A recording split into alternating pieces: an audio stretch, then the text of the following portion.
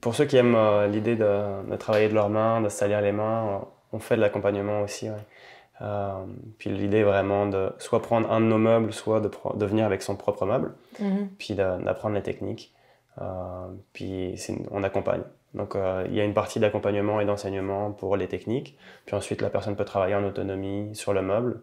Puis si jamais il y a quoi que ce soit qui bloque, on est là pour répondre aux questions, euh, pour montrer ce qui peut être fait. Donc il y a beaucoup de choses qui sont faisables. Il y a certaines réparations qui sont des fois un peu trop techniques pour quelqu'un qui est débutant, mais je dirais qu'il y a beaucoup de transformations qui sont très accessibles et que les gens peuvent faire eux-mêmes. Puis l'autonomisation est quelque chose qui est très important pour nous. On n'est pas là pour cacher le savoir et le garder pour nous. Au contraire, on est là pour le donner parce que notre mission, c'est vraiment de sauver le plus de meubles possible. Donc, si jamais les gens peuvent le faire eux-mêmes et sauver des dizaines de meubles de leur bord, on est super content que ça se fasse. On a créé plusieurs communautés en ligne, sur Facebook notamment, les meubles abandonnés et puis d'achat, de vente et de dons de meubles. Justement pour cette raison-là, on était très conscients qu'on n'avait pas la capacité de ramasser tous les meubles. Mais donc en créant une communauté qui est quand même assez grande maintenant, je pense qu'il y a 1500 personnes dessus, puis ça continue de grandir. Ça fait en sorte que localement, les gens peuvent signaler les meubles et d'autres personnes peuvent les ramasser. C'est pas encore parfait, c'est pas tous les meubles qui sont ramassés, mais ça permet de mutualiser aussi l'effort. On n'est pas juste responsable, nous, avec le collectif, de récupérer tous les meubles. Ça peut être d'autres personnes qui nous aident dans le processus. C'est beau de dire, au lieu d'essayer de créer une entreprise de plus en plus grande pour essayer de tout gérer, c'est de créer des réseaux pour donner du pouvoir aux gens. Moi, je trouve ça magnifique comme approche, là. De justement dire, ultimement, la plus grande transformation, c'est au niveau du savoir, puis de donner à la personne un sentiment de compétence. Je pense que c'est le terme plus technique, c'est le sentiment d'efficacité personnelle. Moi, j'adore ça, là, parce que dans l'activité physique, il y a un gros discours autour de la motivation, mais je me rends compte que l'étape avant, c'est que la personne comprenne qu'elle est capable de faire quelque chose. Puis une fois que tu vois l'impact de ton travail, tu tombes un peu en amour avec ça. Mais, fait que de plus en plus de gens viennent vers vous. Est-ce qu'il y en a que... c'est ça, on dirait que ça me fascine de dire comment tu amènes les gens à bouger, comment tu amènes les gens à faire l'effort puis leur montrer que ça a le plus de valeur que de rester assis, de commander un meuble en ligne puis de le recevoir à sa porte, tu sais. Je dirais qu'on a vraiment de la chance à Montréal. Il y a quand même beaucoup de conscience autour de ça. Je pense pas que ce soit le pire endroit sur Terre où être pour ça. Il y a beaucoup de gens qui ont déjà cette conscience-là. C'est un discours qu'on entend souvent de dire, mais oui, j'aurais pu acheter un nouveau meuble, mais là, même hier, on récupérait une table de quelqu'un qui a acheté sa table sur Kijiji, qui savait qu'il fallait la retaper. Donc c'est comme ce genre de comportement-là, pour nous, c'est parfait. Parce que donc je dirais que c'est quand même présent. Pour les gens qui ne l'ont pas, pour nous, c'est beaucoup de transparence et d'éducation sur c'est quoi exactement l'impact d'acheter un meuble, c'est quoi l'impact de le mettre au vidange. Souvent, en fait, il y a beaucoup de gens aussi qui nous contactent un petit peu pour se dédouaner de la responsabilité de gérer leurs meubles. Donc souvent, on a des gens qui déménagent et qui nous appellent en disant « Est-ce que vous pouvez venir déménager nos meubles ?» Donc il y a aussi ce comportement-là des fois qu'on voit où les gens pensent vraiment nous faire un cadeau en nous donnant les meubles. Malheureusement en ce moment les meubles n'ont pas vraiment une valeur inhérente dans le sens où il y en a tellement qui partent au vidange que comme nous on n'est pas là pour acheter les meubles. Donc souvent les gens veulent nous vendre leurs meubles ou nous demander de venir les déménager pour eux. Et un peu de cette manière-là se détacher de la responsabilité de dire mais comme peut-être que la solution c'était de ne pas changer de meubles et puis de trouver une manière de les modifier. Peut-être que c'était puis aussi de ralentir un petit peu. Peut-être que la solution c'était de dire je vais les mettre en vente même si c'est pas cher jusqu'à ce qu'ils trouvent une maison, puis quand ils auront trouvé une nouvelle maison je vais acheter moi mes nouveaux meubles. Mais souvent donc ça c'est quelque chose où on prend le temps d'expliquer aux gens c'est quoi les options, de prendre conscience des centres de dons, de prendre conscience de la possibilité de le vendre. Et puis, même si ça prend du temps, des fois de le donner, même sur Kijiji. Donc, on explique un petit peu. Puis, on a beaucoup de contenu qu'on est en train de rédiger aussi pour le rendre encore plus accessible. Puis, le diffuser assez largement sur les réseaux sociaux pour que ça devienne un réflexe.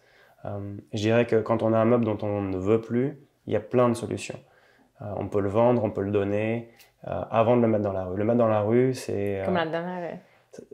Seulement, c'est même pas une question que c'est la dernière, c'est que ça devrait même pas se faire. C'est tu dis qu'on peut le démembrer puis voir utiliser les pièces autrement. Et puis, donc c'est vraiment d'inciter les gens à prendre conscience que c'est aussi le rôle de chacun. C'est bien d'avoir un organisme et un collectif qui en fait sa mission, mais on pourra clairement pas faire ça tout seul. En ce moment, on est une petite équipe, on est 3 personnes. En réparation, on est 3 réparateurs. L'équipe, on est 4 dans l'équipe. Et à 3 personnes, c'est très difficile de couvrir tous les meubles. Donc c'est sûr, pour nous, on a vraiment besoin de l'aide et de la prise de conscience du plus grand nombre. Mais je trouve ça intéressant parce que nous, notre vision, c'est que le mouvement, c'est pas juste pour brûler des calories. T'sais. Puis je pense qu'il y a autant de gens qui souffrent d'aller au gym ou de courir le matin. Parce que souvent, on pense que faire de l'exercice, c'est jogger. Puis je pense que ça a ses bénéfices. Mais quand on pense que c'est juste ça, puis qu'on se dit que les gens souffrent de... Des fois, il faut juste briser l'inertie puis aller au gym quand même, puis ça fait vraiment du bien. Mais des fois, peut-être qu'on n'a pas envie de jogger en tournant en rond parce que, à mes yeux, des fois, c'est meaningless, tu sais, pour l'humain. Comme de juste dépenser de l'énergie. C'est avant, dans la nature, c'était pas comme ça. T'sais. Tout ce qu'on faisait impliquait de bouger, tu sais, de cuisiner, de se construire un abri. Puis on dirait qu'on l'a complètement oublié, que notre vie nous fait plus bouger. Puis il faut volontairement rajouter de l'effort, tu sais. Puis maintenant, au lieu de me dire « Ah, là, il va falloir que je travaille de mes mains, puis je répare telle affaire. » En tout cas, moi, je suis pas la plus manuelle, mais je commence avec des trucs de bricolage, puis on dirait que ça crée un certain momentum. Fait que oui, c'est de ramener l'idée que souvent, c'est ça, on pense que bouger, c'est au gym, puis quand on doit faire un effort à la maison, c'est comme « Ah, c'est pas efficace, j'aimerais mieux être assis. » Puis là, on dirait qu'on veut switcher la perspective de dire « Si on bouge à la maison, si on fait des efforts, si on reprend notre environnement puis qu'on crée des choses avec nos mains, c'est ça, comme pour nous, du mouvement qui est significatif, tu sais. Puis c'est là qu'on se rend compte aussi que le mouvement humain, comme le mouvement n'est pas juste important pour notre santé physique et mentale, mais que ça a une répercussion sur ce qui nous entoure. Parce que d'être sédentaire, ça fait que si on ne bouge pas de nous, quelqu'un d'autre bouge pour nous quelque part. Tu sais, si on commande quelque chose en ligne, c'est quelqu'un d'autre ailleurs qui nous l'amène, puis ça va impliquer de la dépense d'essence ou de toutes sortes de ressources.